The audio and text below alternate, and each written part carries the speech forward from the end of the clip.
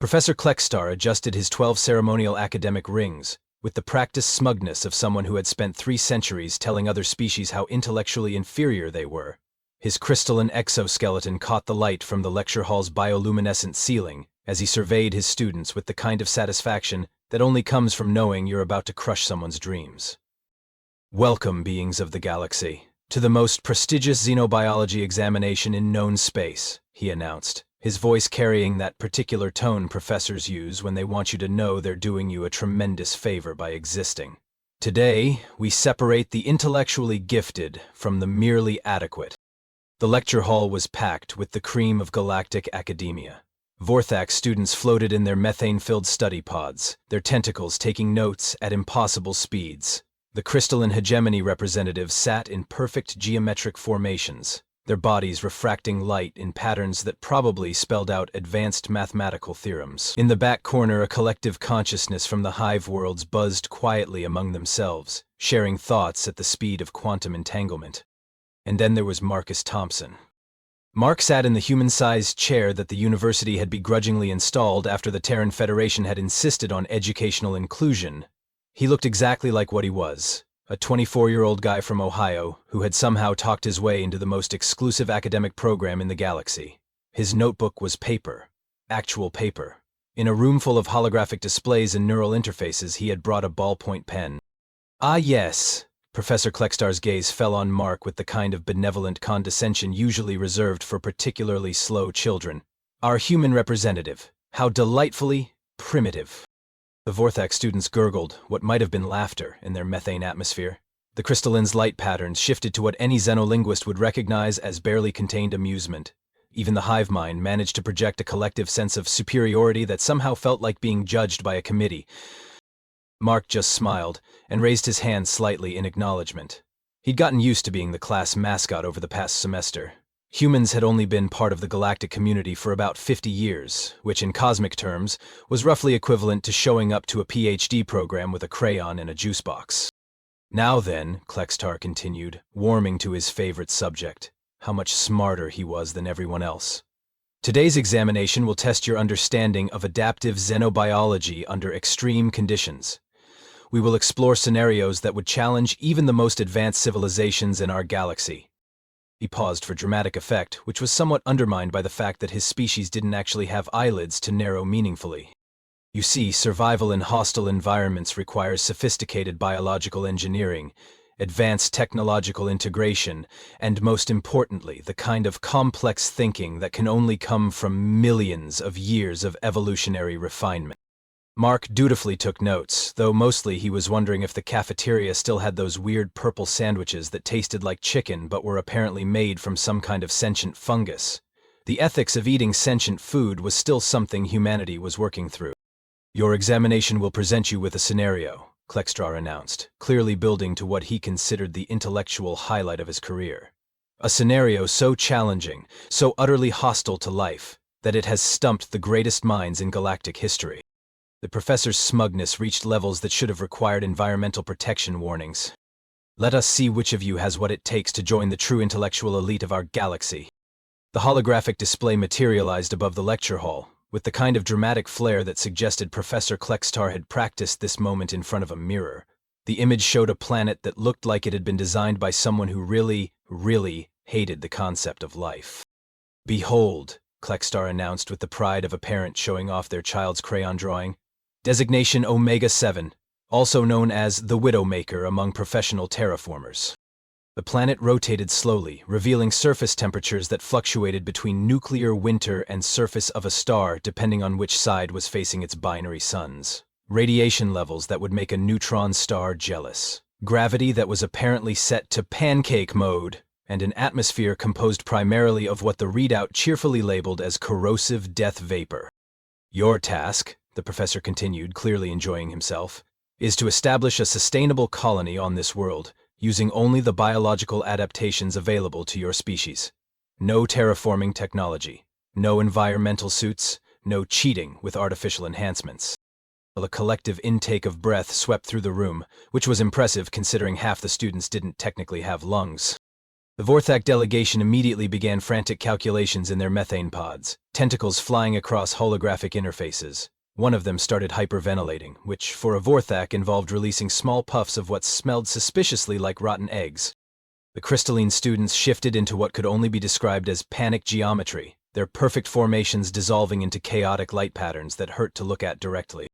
Even the hive mind seemed to be having what could generously be called a collective nervous breakdown, their buzzing rising to a pitch that made the universal translators emit small puffs of smoke. "Impossible," whispered one of the Vorthak in Standard Galactic, which was the academic equivalent of swearing in church. "The radiation alone would destabilize our cellular matrices within minutes. The gravity differential would crush our silicon-based structures," added a crystalline, their light patterns flickering with what was definitely the geometric equivalent of existential dread. "Our distributed consciousness couldn't maintain coherence in that electromagnetic environment," buzzed the hive mind, sounding like a computer trying to divide by zero. Professor Kleckstar nodded approvingly at their distress. This was exactly the kind of intellectual suffering he lived for. Indeed, it is a challenge that has confounded the greatest minds in galactic history. Even the ancient precursors classified this world as absolutely uninhabitable by any known form of life. Mark looked up from his notebook, where he'd been doodling what appeared to be a small stick figure giving a thumbs up to a very angry-looking planet. For the next 20 minutes, the lecture hall transformed into what could generously be described as an intellectual disaster zone. The Vorthak had moved past hyperventilation and were now releasing what their translation software politely termed stress pheromones, but which smelled like a combination of sulfur and despair.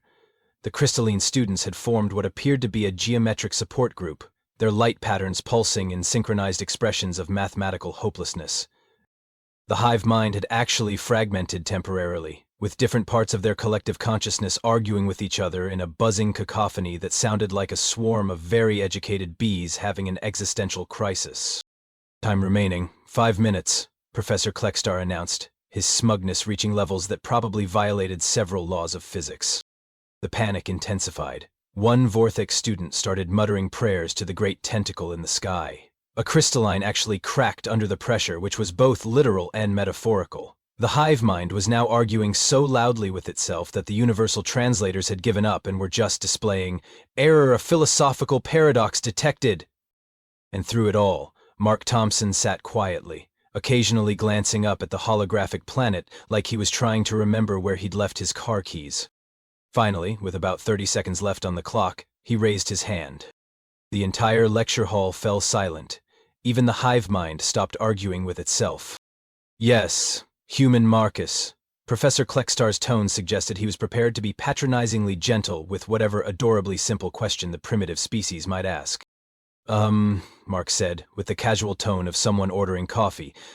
"We'd just adapt to it naturally over a few generations, right? Like, humans are really good at that sort of thing."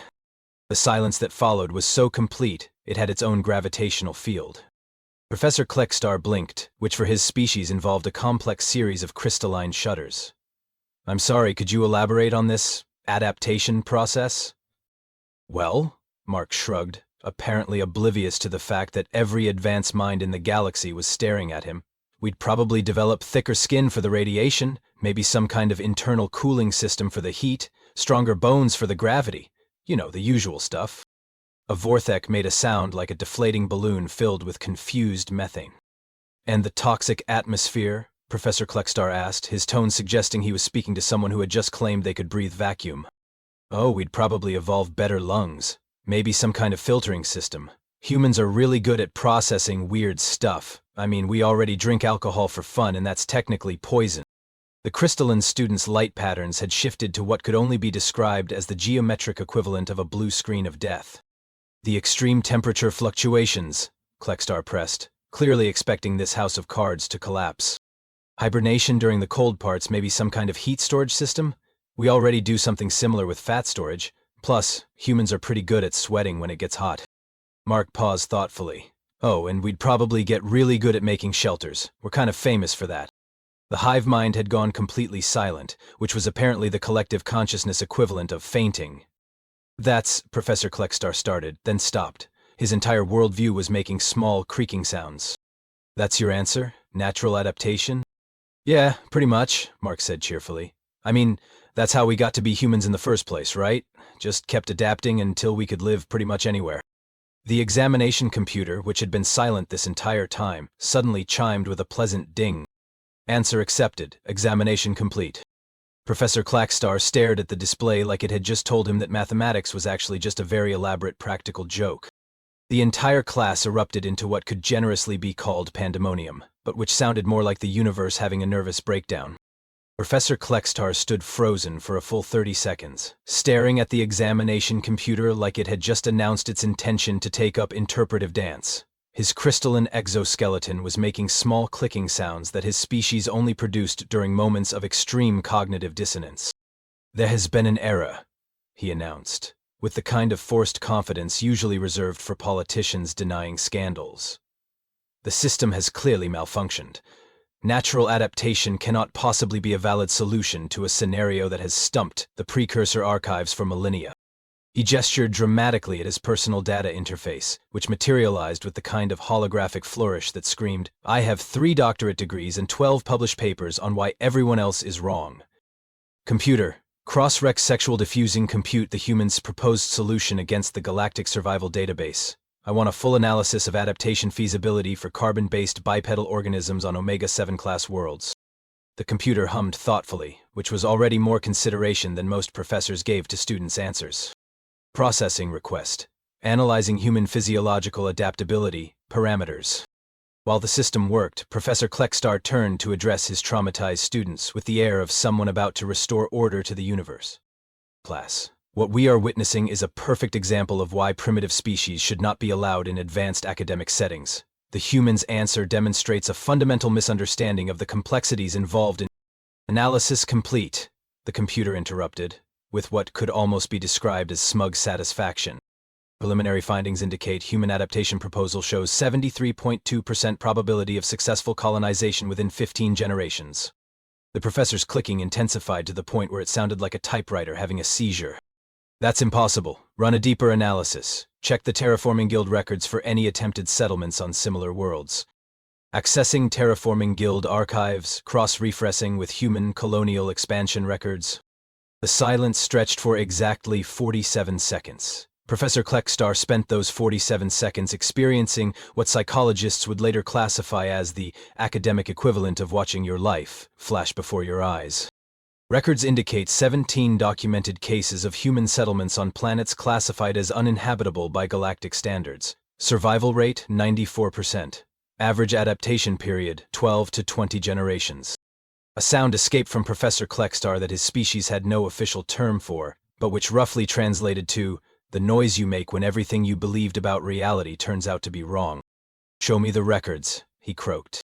The holographic display shifted, showing a parade of worlds that looked like they had been designed by cosmic horror writers having particularly bad days. Each one was marked with a cheerful green indicator. Human colony thriving. New Siberia. Surface temperature -180°C. Atmosphere composed primarily of methane ice. Human population, 2.3 million. Status exporting winter sports equipment to 17 systems. A Vorthak student made a noise like air being let out of a very confused balloon. Hell's Kitchen. Gravity 12 times standard. Atmospheric pressure sufficient to crush most known materials. Human population, 850,000. Status. Developing new architectural techniques and really impressive cardiovascular systems. One of the crystalline students began flickering like a broken light bulb. Acid bath prime. pH levels that dissolve most known substances. Radiation levels exceeding galactic safety standards by factor of 800. Human population, 1.7 million. Status. Developing new cleaning products and sunscreen formulations. The hive mind emitted what could only be described as the sound of a collective consciousness having an identity crisis. But those are death worlds," Professor Kleckstar whispered, his voice carrying the tone of someone whose entire worldview was being systematically demolished. "The Galactic Council classified them as uninhabitable. The precursor archives labeled them as hostile to all known forms of life." "Correction," the computer replied, with what was definitely mechanical smugness. "Hostile to all previously known forms of life. Human adaptability parameters were not included in original assessments due to their recent admission to galactic society." Professor Kleckstar sank into his chair, which automatically adjusted to accommodate his species' unique physiology, though it couldn't adjust to accommodate his psychological collapse. "Show me the adaptation mechanisms," he said weakly. "Human adaptive responses include, but are not limited to, rapid metabolic adjustment, enhanced cellular repair systems, improved radiation resistance, modified respiratory efficiency, skeletal density alteration, temperature regulation enhancement, and what human colonists refer to as getting really good at making stuff work." Mark raised his hand again. "Professor, is there something wrong? You look kind of flickery." Professor Kleckstar's crystalline structure was indeed flickering, cycling through what appeared to be the entire visible spectrum and a few colors that probably didn't have names yet. It was the physiological equivalent of a computer trying to process the concept of a square circle while simultaneously dividing by zero. "Computer," he said in a voice that suggested his vocal processors were running on backup power, "expand the search parameters. Show me all human colonial activities in the past 50 years. Cross-reference with Galactic Council classifications of planetary habitability." Processing expanded search. "Warning, result set may cause existential distress in academic personnel." "Just do it," Kleckstar whispered. The holographic display exploded into a three-dimensional map of the galaxy that looked like someone had sneezed stars across space. Thousands of worlds lit up in cheerful green indicators, each one representing a human settlement. Total human colonies identified, 47,382. Of these, 31,247 are located on worlds classified as hostile or uninhabitable by galactic standards. A collective gasp went up from the alien students, which was impressive considering that half of them didn't actually use oxygen. "Show me the most extreme cases," Professor Kleckstar said with the resignation of someone watching their career die in real time, displaying top 10 most impossible human settlements. The first world that appeared looked like it had been designed by someone who thought regular hell wasn't quite hot enough. Inferno Prime. Surface composed of liquid sulfur, atmospheric pressure equivalent to ocean depths, gravity 14 times standard, temperature range 400 to 800 Celsius, human population 3.2 million. Primary exports: geothermal energy and really excellent barbecue. A Vortex student began leaking methane at an alarming rate. "That's impossible," squeaked a crystalline. "At those temperatures, carbon-based life forms should undergo spontaneous combustion." "Negative," the computer replied. "Human colonists developed enhanced heat dissipation through modified sweat glands, improved cellular heat resistance, and what their cultural records refer to as becoming really good at staying hydrated." The next world looked like someone had taken winter and dialed it up to 11, then broken the dial. Frostbite Gamma. Temperature averaging -240 Celsius. Atmosphere composed of frozen nitrogen, solar radiation blocked by perpetual ice storms. Human population 1.8 million. Primary exports: ice sculptures and extreme winter sports equipment. "How?" whispered a member of the hive mind, their collective voice cracking with disbelief. "Human adaptations include enhanced circulation, modified brown fat distribution, improved cellular antifreeze proteins, and cultural development of what they term really good hot chocolate recipes." Professor Kleckstar was making a sound like wind chimes in a hurricane. "Show me the radiation world." Gamma ray gardens. Radiation levels sufficient to sterilize most known life forms within minutes. Electromagnetic interference that disrupts most technology. Gravity that fluctuates between 0.8 and 6.7 standard. Human population 900,000. Status: developing advanced radiation shielding and really impressive tans. "Am I evolved to handle that?" a crystalline asked, their light patterns now resembling a broken strobe light. "Affirmative. Enhanced DNA repair mechanisms, improved cellular regeneration, modified melanin production, and what colonial records describe as getting really good at building stuff that doesn't break when reality gets weird." But it was the next entry that finally broke Professor Kleckstar's brain completely. Vacuum Valley. Atmosphere density approximately 0, magnetic field that strips electrons from most materials. Solar wind that would dissolve conventional spacecraft. Human population 750,000. Primary industry: asteroid mining and really impressive spacesuits. "They're living in vacuum?" The hive mind's collective voice rose to a pitch that made dogs 3-star systems away start howling. "Negative. Humans constructed enclosed habitats using locally sourced materials and developed enhanced lung capacity, improved oxygen storage, and cultural expertise in what they call making air out of rocks and stubbornness. Professor Kleckstar stood up slowly, his entire worldview making sounds like a house settling, if houses were made of crystalline certainty and academic arrogance. "Computer," he said, with the careful pronunciation of someone who suspected they were about to receive very bad news. "What is the Galactic Council's current assessment of human adaptability?" Current assessment. Humans are classified as a Class 1II adaptive species, the highest rating on the Galactic Biological Flexibility Index. Previous highest classification was Class VVI, held by the shape-shifting nebula entities of the Andromeda Collective. "And what," Professor Kleckstar asked with the tone of someone asking for their own death sentence, "is the official Galactic Council recommendation regarding human colonial expansion?" Current recommendation. Any world deemed uninhabitable by galactic standards should be offered to human colonists first, as they have a 94.7% success rate at making impossible worlds not only habitable, but profitable. The silence that followed was so profound that it registered on seismographs in 3 neighboring star systems. Mark looked around the room at the stunned faces of the galaxy's supposedly most advanced minds, then raised his hand again. Professor, is this why my roommate got that job with the Terraforming Guild so easily?" If Professor Kleckstar had possessed a jaw, it would have hit the floor with enough force to register on the university's seismic sensors. As it was, his crystalline structure simply stopped flickering and went completely transparent, which for his species was the equivalent of fainting while standing up.